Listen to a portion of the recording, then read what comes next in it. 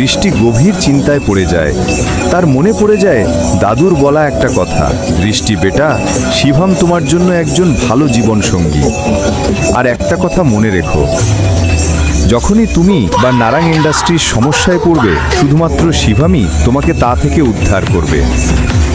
তুমি কি বলতে চাইছো? যথেষ্ট যথেষ্ট হয়েছে, সবাই চুপ করুন প্লিজ। ঋষভ, তুমিও। এবং ভুলে যেও না, আমি এখনো এই কোম্পানির বস। ডিসিশন মেকিং পাওয়ার এখনো আমার হাতেই আছে। যা কিছু হবে সেটা আমার সিদ্ধান্তেই হবে। শিবম, তুমি বলো, তুমি কি বলতে চাও? আসো শিবম, এখানে বসো। প্রথমে আমি কোম্পানির শেয়ার হোল্ডার আর ইনভেস্টরদের ডিটেলস চাই, তারপর ব্যালেন্স শিট দেখতে হবে, তারপরেই আমি কিছু বলতে পারবো। দৃষ্টি, এটা তো একটু বেশি হয়ে যাচ্ছে।